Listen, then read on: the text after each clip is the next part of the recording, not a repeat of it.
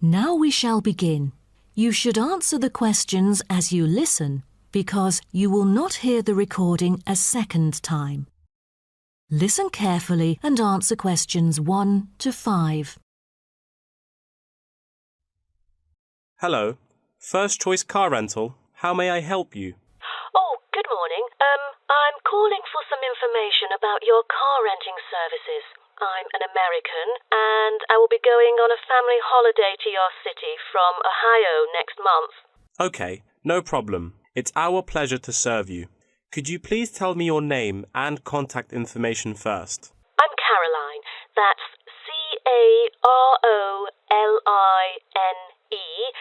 and my telephone number is 04196570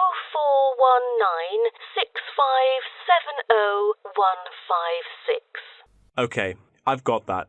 And how can I send you our quotation? If you are satisfied with our arrangement, is email all right, or should I send it by post? The latter, please. I'm afraid I'd prefer to read it on paper. That's no problem. I'm considering renting a caravan for a week, but I don't really know the price range for it, since I haven't rented any car through that method before. I think it should be within my budget of $50. You know, we have various caravans at different renting prices, according to the class of vehicle, facilities inside, mileage, etc.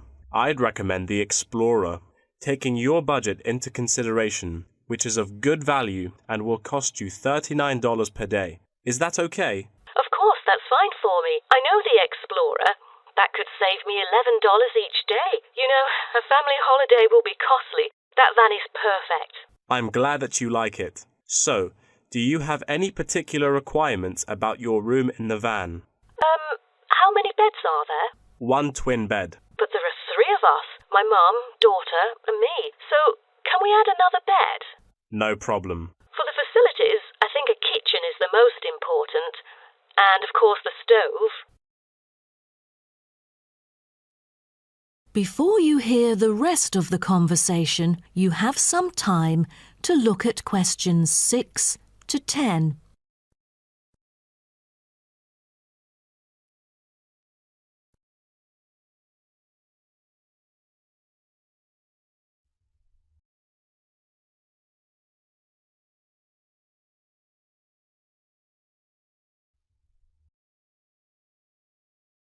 Now listen and answer questions 6 to 10. In our vans, such as Explorer, there are all the basic bedding materials you need, like pillows and blankets, as well as some equipment for daily life. And many things can be added into your room according to your needs, such as a coffee maker. Well, I need to have a heater in case it'll be cold at night, and a microwave, of course. All right, I've taken notes of all these things. Actually, all our vans should be taken from our company, which is not too far from the city centre, so we can pick you up from the centre for free. Is that okay? Oh, I'm afraid we'd better be picked up from the airport, as we are foreigners in your country and not familiar with the transport system. Is that all right? Yes, it is no problem. With that comes the information for the insurance. I need the driver's name and age. That is my daughter, Chris, who is 19, the youngest driver amongst us 3. I'm sorry, but our company only accepts caravan drivers aged 25 or over, according to our regulations. So... Well, that would be me, Caroline, and I'm 49 years old.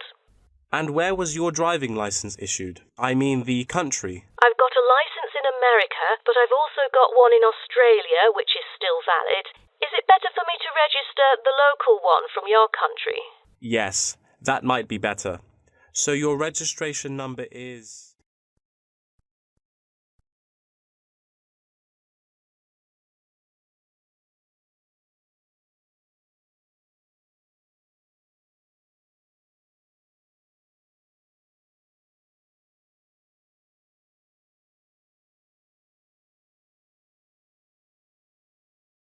That is the end of part 1.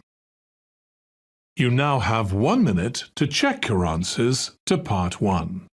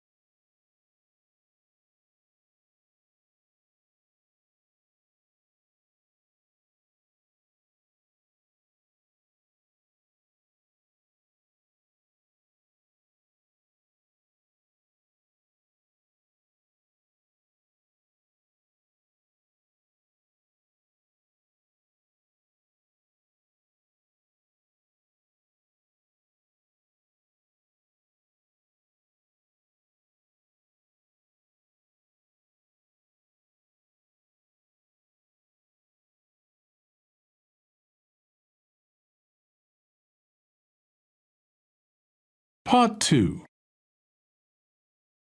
You'll hear a talk between a host and a professor called Alison Downing about cocoa beans. First, you have some time to look at questions 11 to 16.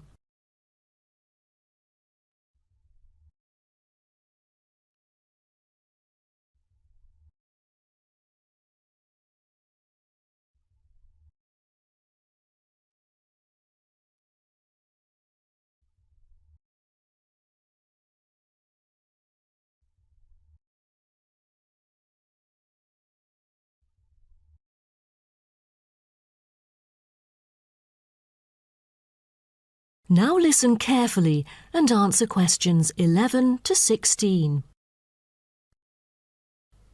Hello and welcome to today's talk. Here with me is the famous botanist, Professor Alison Downing. So, Alison, tell us something about cocoa beans. Cocoa beans, also called cacao beans, are the primary constituent in making chocolate. Grown in tropical areas in South and Central America, West Africa and Asia, the cocoa tree is often raised on small family-owned farms. When the harvested pods are opened to expose the beans, the pulp and cocoa seeds are removed and the rind is discarded. The pulp and seeds are then piled in heaps, placed in bins or laid out on grates for several days. During this time, the seeds and pulp undergo a process called sweating, where the thick pulp liquefies as it ferments. The fermented pulp trickles away, leaving cocoa seeds behind to be collected. This is when the beans are harvested, and then the bags holding them are ready to be transported. But the most important step in processing the cocoa bean is cleaning it. Once the beans are unloaded from the railroad cars, the packages are opened and then weighed by machines. Then the pods are split and the seeds or beans are covered with a sweet white pulp or mucilage. On arrival at the factory, the cocoa beans are sorted and put in a hopper to be cleaned more rigorously. The wet beans are then transported to a facility so they can be fermented and dried. They are fermented for 4 to 7 days and must be mixed every 2 days. They are dried for 5 to 14 days, depending on the climate conditions. The fermented beans are dried by spreading them out over a large surface and constantly raking them. Then the beans are ready to be roasted. Now, roasting takes place at a high temperature, and then the beans are boiled in a heated chamber. During the roasting process, the beans will be expanded and cracked. But prior to this, the beans are trodden and shuffled about using bare human feet. During this process, red clay mixed with water is sprinkled over the beans to obtain a finer colour, polish and protection against moulds during shipment to factories in the United States, the Netherlands, the United Kingdom and other countries.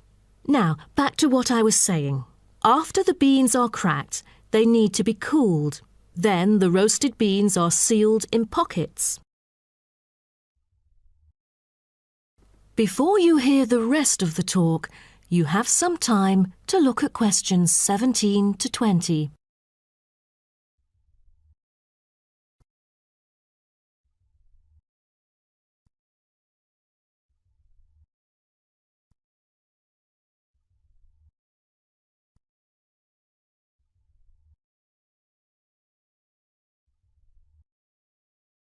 Now listen and answer questions 17 to 20. Wow, that is not a simple process, is it? But someone told me that different roasting levels of coffee can lead to different kinds of flavours. Yes, roasting coffee transforms the chemical and physical properties of green coffee beans into roasted coffee products. The roasting process is what produces the characteristic flavour of coffee by causing the green coffee beans to change in taste. Unroasted beans contain similar, if not higher levels of acids, protein, sugars and caffeine as those that have been roasted. but lack the taste of roasted coffee beans due to the Maillard and other chemical reactions that occur during roasting. The vast majority of coffee is roasted commercially on a large scale, but small-scale commercial roasting has grown significantly with the trend toward single-origin coffees served at specialty shops. Some coffee drinkers even roast coffee at home as a hobby in order to both experiment with the flavour profile of the beans and ensure the freshest possible roast. So here I'm going to introduce some of these roasted coffee beans and their special flavours. Now, the first crack is lighter bodied and has a higher acidity level with no obvious roast flavour and is popular for its special mild taste. This level of roast is ideal for tasting the full original character of the coffee. The green beans are raw, unroasted coffee beans. They are strictly hard beans with a smoky flavour and are slightly acidic. We've also got French roast, and the flavour that comes across in French roast coffee usually has more to do with the roasting process than the actual quality of the beans. By the time the beans are dark enough to qualify as French, most of their original flavour has dissipated. In its place come the flavours of caramelising sugar, bittersweet coffee, and often a bit of chocolate. And finally, espresso smoky. That is, coffee brewed by forcing a small amount of nearly boiling water under pressure through finely ground coffee beans. Espresso is generally thicker than coffee brewed through other methods, has a higher concentration of suspended and dissolved solids, and has creamer on top. As a result of the pressurised brewing process, the flavours and chemicals in a typical cup of espresso are very concentrated. Espresso is also the base for other drinks, such as cafe latte, cappuccino, cafe macchiato, cafe mocha, flat white or cafe americano.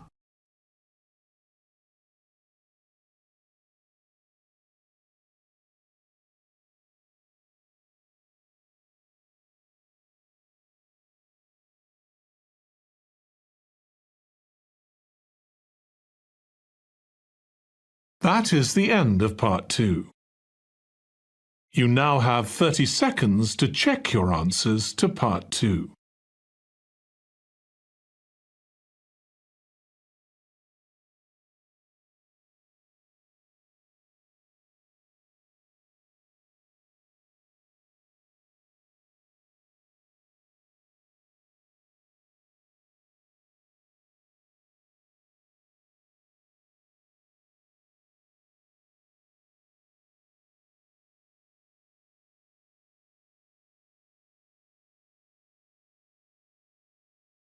Part 3. You will hear two students talking about the moa with the lecturer. First, you have some time to look at questions 21 to 26.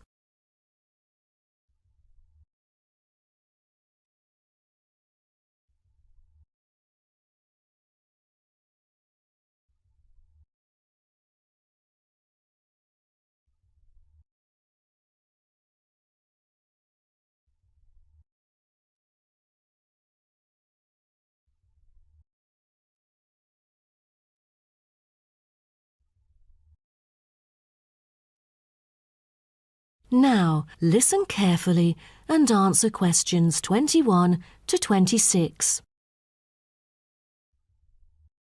Thank you all for coming here today to hear about the moa, a kind of animal which has been extinct for a long time.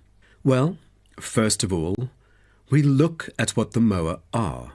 The moa are 9 species of flightless birds endemic to New Zealand. They were the dominant herbivores in New Zealand's forest, shrubland and subalpine ecosystems for thousands of years. But around 500 years ago, they all went extinct. When I mention extinct animals during ancient times, you may immediately think of dinosaurs, which disappeared around 66 million years ago.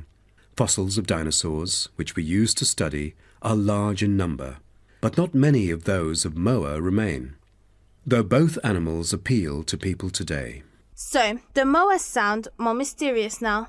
But sir, I've got a question about these flightless birds. How can we distinguish them from other birds? That's a good question.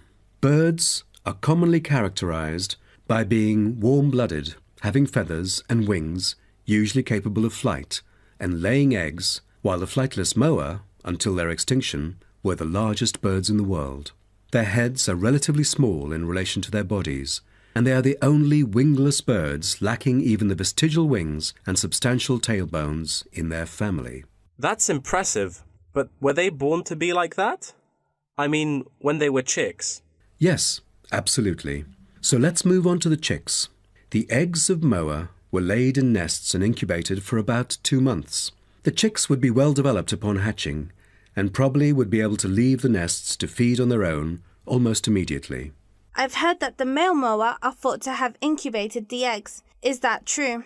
I think there is a possibility for that. I've read somewhere that the sex-specific DNA recovered from the outer surfaces of eggshells suggested that these eggs were likely to have been hatched by the male, but we still need to consult more. But I have a question. There has been some occasional speculation that the moa were still alive, because someone said they had caught sight of them in New Zealand in the late 19th century or even the 20th. Do you think it's possible? I'm not amazed by that, since that kind of thing has been claimed several times. But I find it funny, because no reliable evidence of moa tracks has ever been found, and experts still contend that moa survival is extremely unlikely. So what was the reason for the moa's extinction? I wonder if it was global warming or some other factors related to their living environment. Well, before the arrival of human settlers in New Zealand, the moa's only predator was the massive Haas eagle.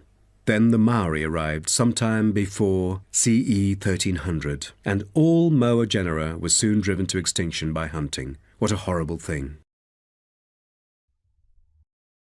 Before you hear the rest of the talk, you have some time to look at questions 27 to 30.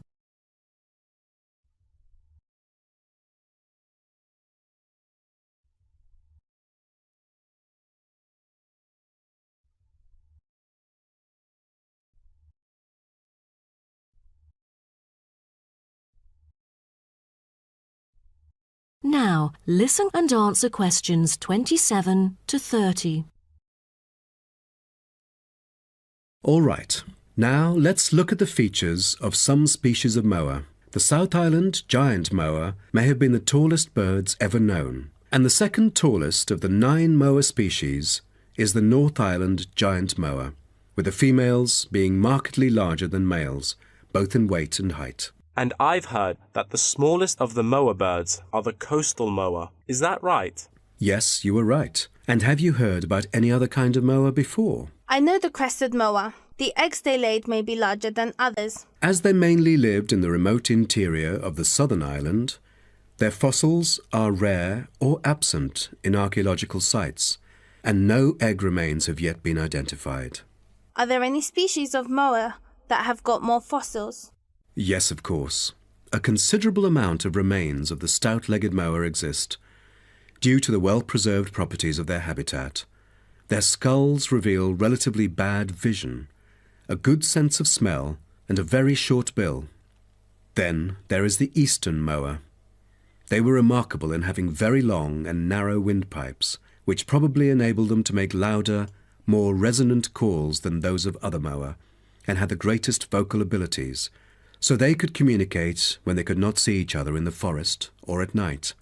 They used a range of senses, apart from sound, in their search for food, such as their sense of smell and vision.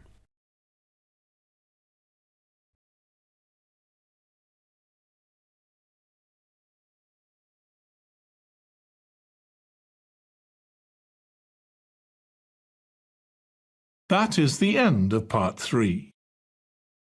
You now have 30 seconds to check your answers to part 3.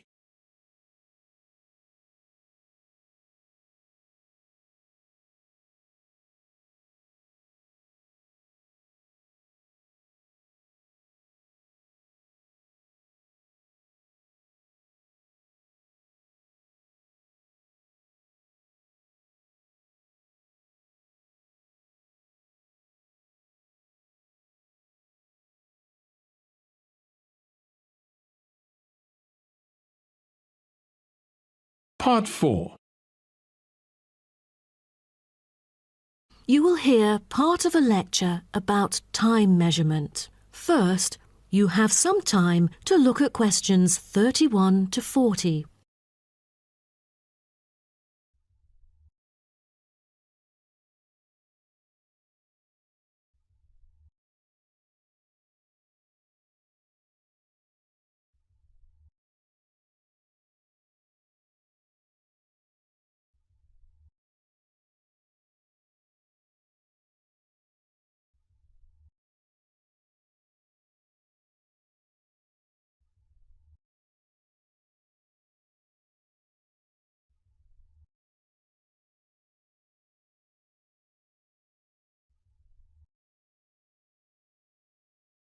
Now, listen carefully and answer questions 31 to 40.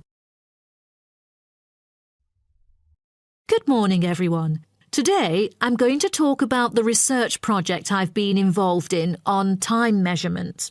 Do you know how time is measured? Consider how we measure length and how, with time, we encounter a difficulty. Before we could grasp it, it would slip through our fingers. In fact, as we can see, we are forced to have the resource to measure something else, the movement of something in space or a set of movements in space. All the methods that have been employed so far really measure time by a motion in space. The measurement of time is no easy matter, a scientific unit only arrived at after much thought and reflection. As the most primitive form of measurement, the sun seems to be natural.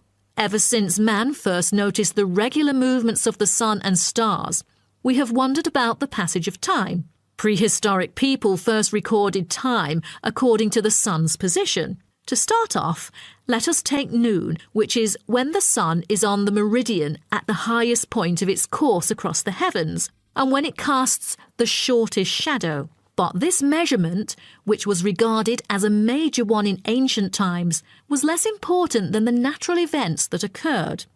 The earliest natural events that had been recognised were in the heavens, but during the course of the year, there were many other events that indicated significant changes in the environment. Seasonal winds and rains, the flooding of rivers, the flowering of trees and plants, and the breeding cycles or migration of animals all led to natural divisions of the year, and the further observation and local customs led to the recognition of the seasons.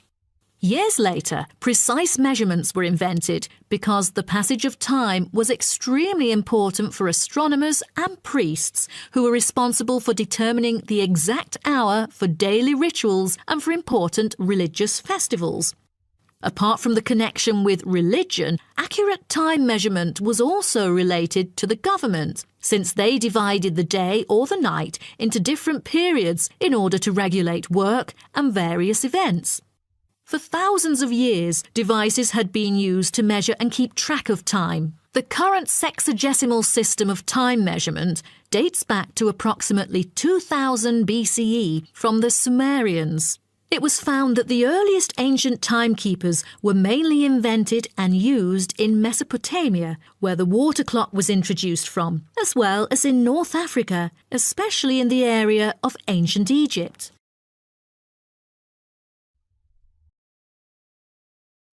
So, now I'd like to introduce you to some of the most well-known ancient timekeepers, as well as the disadvantages of them, for which they were replaced by various new forms of clocks that were used afterwards. A sundial is a device that tells the time of day by the apparent positioning of the sun in the sky. In the narrowest sense of the word, it consists of a flat plate and a gnomon which casts a shadow onto the dial. As the sun appears to move across the sky, the shadow aligns with different hour lines which are marked on the dial to indicate the time of day. However, it was quickly noted that the length of the day varied at different times of the year. Therefore, there could have been a difference between clock time and sundial time. In addition, the sundial was of no use at night, so a water clock was invented. The water clock, or clepsydra, appeared to have been invented around 1500 BCE and was a device which relied on the steady flow of water from or into a container. Measurements could be marked on the container or on a receptacle for the water. It was reliable, but the water flow still depended on the variation of pressure and temperature from the top of water in the container. As the technology of glass blowing developed, from some time in the 14th century, it became possible to make sand glasses. Originally, they were used as a measurement for periods of time like lamps or candles. But as clocks became more accurate, they were calibrated to measure specific periods of time. The drawback, however, as you can imagine, was the limited length of time they could measure. The last timekeeper to be introduced is the fire candle clock. Candle clocks took advantage of a simple concept, the slow and consistent nature of a burning wax candle. By utilising this process, our ancestors were able to keep steady track of the time. The clocks were created by engraving the length of the candle with evenly spaced markings. Each marking represented a single unit of time, and as the wax burned down, each hour would disappear. However, the drafts and the variable quality of the wax mainly influenced the time of burning. Like oil lamps, candles were used to mark the passage of time from one event to another rather than tell the time of day.